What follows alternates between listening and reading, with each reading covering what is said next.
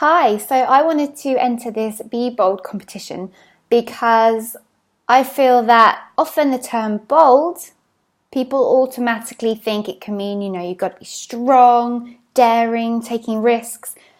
And for me, what bold means is completely the opposite. I feel that to be bold means to be vulnerable. And I know that's kind of a weird thing to think, but for me it means to be vulnerable. Flashback 10 years ago, I was in a really difficult place. I was struggling with a really severe eating disorder. I had so much anxiety, low self-esteem, low self-worth. And for 10 years, 10 whole years, I did not own up to this. Did not feel that I could tell anybody about what was going on inside. I would put on this big, brave act and put on this kind of routine, to show people that, yes, I'm successful, I can do all this stuff, I can achieve in my job, I've got a great social life, and underneath it all, I just remember getting home at the end of every day and collapsing because it was so tiring having to put on this act, this way of being, just to try and fool everyone that I was okay, but really I was not. At one point I just thought, this is it.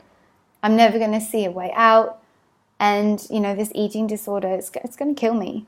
And I got to the point where that felt okay, which is terrible. And 10 years on from that, I've managed to fully recover, which I never thought was possible. And it was the first day that I realized that I could not be like this anymore. Something had to change. And it was that day where I decided to take action and step up and think, what can I do to help myself? I've got to get myself out of this and take responsibility for my eating disorder, how everything was feeling, and put myself out there and share with people around me what was really going on. And that was probably the scariest thing of those whole 10 years, was to actually put my hand up and say, look, I'm not okay. And I haven't been for a long, long time, and being vulnerable and sharing with people the real story. And that's what being brave is to me. And I think a lot of people in that similar situation can understand, when you're in that place, that feels like the scariest step is to put your hand up and say, I'm not doing well, I'm not okay.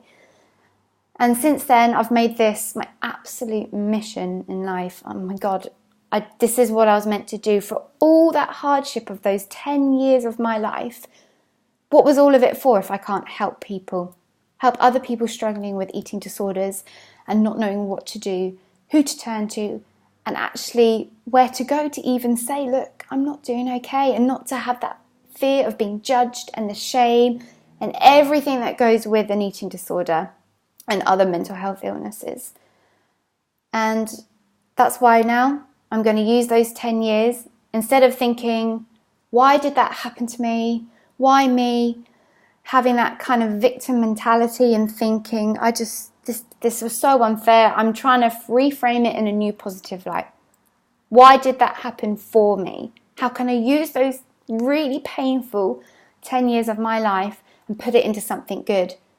And now what I'm doing is I'm standing up, I'm speaking up and saying, look, this is my story. I want to help anyone who's suffering with an eating disorder, that low sense of self-worth, who don't feel like they could be loved and is struggling.